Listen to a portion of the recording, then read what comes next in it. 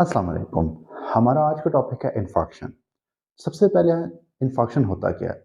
Infarction is basically किसी भी जगह पे अगर ब्लड सप्लाई कम हो जाए और उसकी वजह से सेल डेथ हो जाए। तो अगर हम इसको साइंटिफिक टर्म्स के अंदर बात करें तो किसी भी जगह पे ब्लड कम हो जाए यानी कि डिमिनिश्ड ब्लड सप्लाई, इसको कहेंगे इस्कीमिया।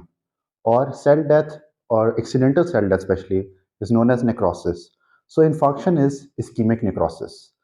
अब इन्फॉक्शन के अंदर हम लोगों ने फोकस किस चीज़ पे करना है? वो हमने करना है द टाइप्स ऑफ इन्फॉक्शन। और टाइप ऑफ इन्फॉक्शन जो है वो 2 टाइप्स की हैं। एक वाइट इन्फॉक्ट है और एक रेड इन्फॉक्ट है, ठीक है?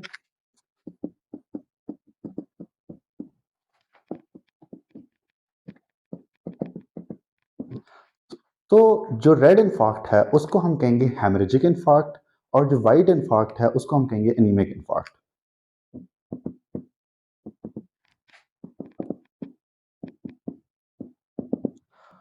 अब एनीमिक इन्फार्क्ट की तो समझ आती है कि वाइट इन्फार्क्ट, एनीमिक इन्फार्क्ट, किसी जगह पे ब्लड सप्लाई कम हो गया। Anaemia is basically absence of blood, right?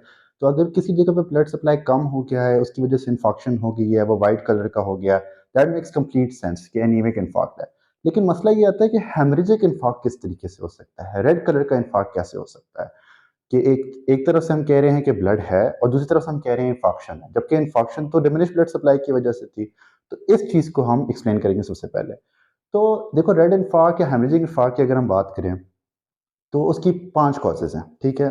उन कॉजेज़ को सिंप्लीफाई करने के लिए हम उनको डिवाइड करेंगे 2 आर्टीरियल कॉज़ में, यानी कि ब्लड जो आ रहा है, एक टिश्यू इटसेल्फ में, और 2 वीनस कॉजेज़ में, यानी कि जो ब्लड जा रहा है, ठीक है?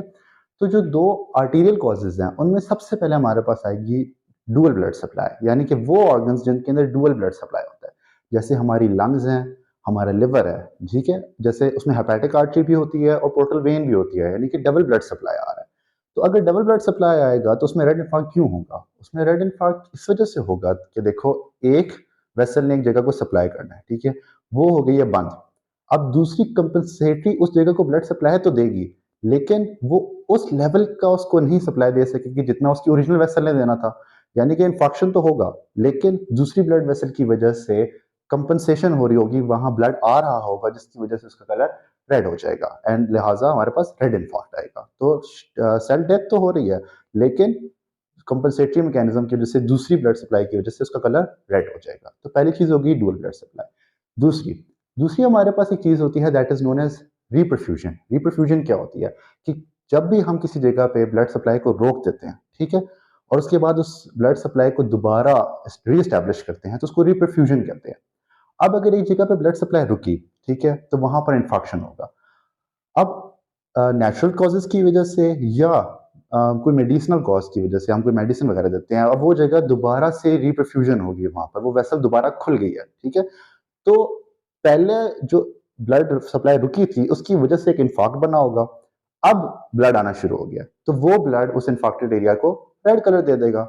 इवन तो पहले इन्फेक्शन पहले का है, लेकिन जब रीपरफ्यूजन की वजह से दोबारा ब्लड सप्लाई रीएस्टेब्लिश हो जाएगा उस जगह पे, तो वो उस इन्फेक्शन को रेड कलर दे देगा, लिहाजा अगेन रेड इन्फार्क्ट, ठीक है? तीसरी चीज तीसरी चीज जो है वो हमारे पास है टिश्यू इटसेल्फ की। अब टिश्यू इटसेल्फ के अंदर क्या है कि वो टिश्यूज जिनके अंदर पोटेंशियल है कि वहां पर ब्लड जमा हो सके, ठीक है, तो वो लूज टिश्यूज, ठीक है, वो लूज टिश्यूज जहां पर ब्लड जमा हो सकता है, उनको हम लोग कहेंगे कि वहां पर रेड इन्फार्क्ट होगी। लूज टिश्यूज कौन से हैं? हमारा लिवर, हमारी लंग्स, हमारी हमारी ब्रेन, हमारे इंटेस्टाइन्स, ये वो टिश्यूज हैं जिनके अंदर देयर इज पोटेंशियल कि ब्लड जमा हो सके, ठीक है? तो वहां पर रेड इन्फार्क्ट होगा, ठीक है? अब वो 2 रीजंस जो ब्लड जाने की वजह से हो रही हैं, यानी कि वीनस हो रही हैं, ये दोनों बहुत सिमिलर हैं और बहुत इजी टू अंडरस्टैंड है। देखो, जब भी हम बात करते हैं कि हमें किसी जगह पे ब्लड पहुंचाना है, हमारा मकसद ये नहीं होता कि वहां पर हम आरबीसीज पहुंचाएं। हमारा मकसद है हमने उस जगह पे ऑक्सीजन पहुंचाना है। अब जो वीनस ब्लड है अगर वो एक्लूड हो जाएगा तो वहां पर क्या होगा? वीनस एक्लूजन की वजह से पीछे जितना भी ब्लड होगा उसमें से ऑक्सीजन तो यूटिलाइज हो जाएगा, ठीक है, ऑक्सीजन है तो यूज अप हो जाना है। तो वहां पर ब्लड मौजूद तो होगा, लेकिन वो कौन सी स्टेट में होगा? डीऑक्सीजनेटेड, ठीक है? तो वहां पर ब्लड तो हमें हमारा मकसद जो किसी भी जगह ब्लड पहुंचाने का था वो तो ऑक्सीजन देना था। अब ऑक्सीजन तो है नहीं, ऑक्सीजन की एब्सेंस की वजह से वहां इन्फेक्शन हो जाएगी। लेकिन ब्लड है, ब्लड की आरबीसी मौजूद हैं, तो उसका कलर रेड होगा। तो कहीं भी वीनस ओक्लूजन होगी तो वहां पर जो पीछे ब्लड जमा हो जाएगा उसकी वजह से रेड इन्फेक्शन होगी। और इसी तरीके से जो हमारी लास्ट कॉज है, फिफ्थ कॉज, वो सिमिलर है कि वीनस ओक्लूजन नहीं, वीनस स्टेसिस, यानी कि जैसे कंजेस्टिव हार्ट फेलियर के अंदर होती है कि blood supply flow, blood flow रुक जाए, ठीक है, वेनस में कंजेशन हो जाए, वेनस में स्टेसिस हो जाए वेन्स के अंदर, तो उसकी वजह से वहां पर क्या होगा, again same phenomena, oxygen utilisation और रेड कलर होने की वजह से वहां पर रेड इन्फेक्शन हो जाएगी। तो ये 5 कॉजेज हैं हेमरेजिक इन्फार्क्ट की, ठीक है। अब अगर हम वाइट या एनीमिक इन्फार्क्ट में जाएं तो दो कॉजेज जो रेड या हेमरेजिक इन्फार्क्ट की थी वो एनीमिक इन्फार्क्ट से मिलती जुलती हैं। वो कौन सी है? मिलती जुलती नहीं, सॉरी, ऑपोजिट है, ठीक है। पहली चीज हमने बात की, ये डुअल ब्लड सप्लाई की वजह से है, ठीक है। तो एनीमिक या वाइट इन्फार्क्ट जो है वो एंड आर्टरीज की वजह से है,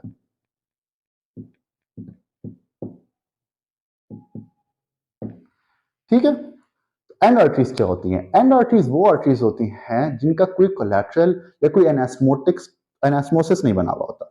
वो वाहिद सप्लाई होती हैं, जैसे हमारी किडनी के अंदर होगी, हमारे रेटिना के अंदर होगी, हमारे हार्ट के अंदर होगी, कि वो फर्दर कोलैटरल एनास्मोसिस कोई नहीं कर रही होती। वो एंड आर्टरीज होती हैं, उसकी आगे फर्दर कोई किसी किस्म की साइड से कोई ब्लड सप्लाई नहीं आ रही होती।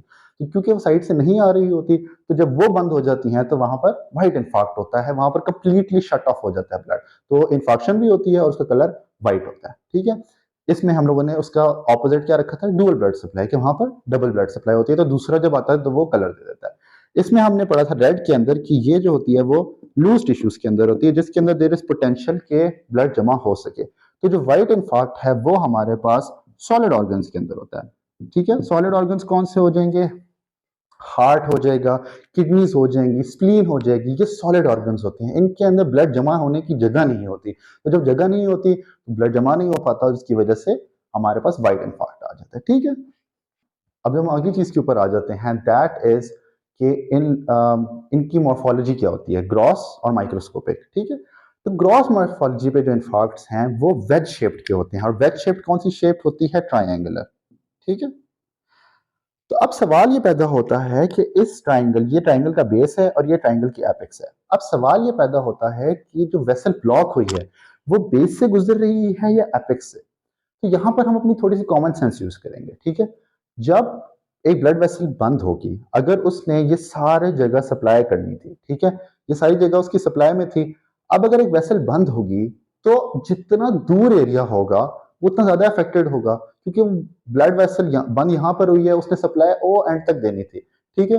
अब वो बंद यहाँ पर हुई है तो सबसे पहले वो जगह मरनी शुरू होगी, आहिस्ता आहिस्ता करीब आना शुरू होगा, और यहाँ पर तो फिर भी थोड़ी थोड़ी सीपेज वगैरह हो रही होगी। तो जो बेस है, बेस वो वेसल से सबसे दूर पे हो, दूरी पे होगा, यानी कि जो वेसल एक्लूड हुई है वो यहाँ एपिक्स के पास बंद हुई है, ठीक है। तो यहाँ पर सबसे कम एरिया इन्फेक्टेड होगा, और जैसे जैसे दूर जाते जाएंगे ज्यादा होता जाएगा, जिसकी वजह से ये वेज शेप या ट्रायंगुलर शेप आ जाएगी, ठीक है। अब ये जो वेज शेप की लेटरल साइड्स हैं ये दो, ठीक है, ये इतनी वेल डिफाइंड नहीं होती, ये ब्लर्ड होती हैं। ये ब्लर्ड क्यों होती हैं? क्योंकि साइड वाला जो एरिया है ना, यहाँ से जो एडिशनल इधर वाला जो ब्लड सप्लाई है और इधर वाला जो साइडो वाला ब्लड सप्लाई है वो थोड़ा सा ओवरलैपिंग होता है। इसकी वजह से ये जगह मार्जिन ब्लर होते हैं, क्लियर नहीं होते। तो ये क्लियर कब होते हैं? ये क्लियर तब हो जाते हैं जब यहाँ पर इन्फ्लेमेशन सेट होती है। आपको पता है जब भी इन्फ्लेमेशन होती है वहां पर WBCs, RBCs इन सब ने आना होता है। तो जब वो वहां पर आते हैं तो आपको पता है what is hyperemia? Hyper increased emia, blood blood flow, ठीक है, ब्लड। तो हाइपरीमिया की वजह से वहां पर जब इंक्रीज ब्लड सप्लाई आता है तो यहाँ ये जगह वेल डिफाइंड हो जाती है, and then we get a sharp triangle. तो जब शार्प ट्रायंगल होता है तो इन बॉर्डर्स के ऊपर इन्फ्लेमेशन सेट हो जाती है। इन्फ्लेमेशन क्यों होती है? ऑब्वियस सी बात है, नेक्रोटिक एरिया है, इन्फेक्टेड एरिया है, उसको क्लियर करने के लिए, इन्फेक्शन कॉम्बैट करने के लिए इन्फ्लेमेशन होती है, ठीक हो गया। तो ये हमारे पास इसकी ग्रॉस मॉर्फोलॉजी आ गई। अगर हम माइक्रोस्कोपिक की बात करें, ठीक है, तो माइक्रोस्कोपिक मॉर्फोलॉजी किस बेसिस पे होगी? जैसे हम लोगों ने कहा what is infection, it is ischemic necrosis. तो जो इसकी माइक्रोस्कोपिक मॉर्फोलॉजी है वो सिंपल नेक्रोसिस है, ठीक है। तो नेक्रोसिस की 6 टाइप्स होती हैं, वो इंशाल्लाह किसी और लेक्चर के अंदर। तो वो जो 6 टाइप्स है उनमें से सवाए CNS के हर जगह पे कौन सी पाई जाती है, वो वही माइक्रोस्कोपी है इन्फेक्शन की, दैट इज कोएगुलेटिव नेक्रोसिस, ठीक है। तो CNS के अलावा हर जगह पे इन्फेक्शन की माइक्रोस्कोपी कोएगुलेटिव नेक्रोसिस होगी, और CNS के अंदर लिक्विफैक्टिव नेक्रोसिस होगी, ठीक है। तो ये इन दोनों की माइक्रोस्कोपी के अंदर आएगा। एक एडिशनल चीज याद रखने वाली ये है कि क्योंकि रेड इन्फार्क्ट के अंदर आरबीसीज मौजूद हैं, ठीक है, तो जब वो आरबीसीज की डिग्रेडेशन या ब्रेकडाउन होगा तो वहां पर देखो आरबीसीज के अंदर है haemoglobin, haemoglobin is formed of haem and globin.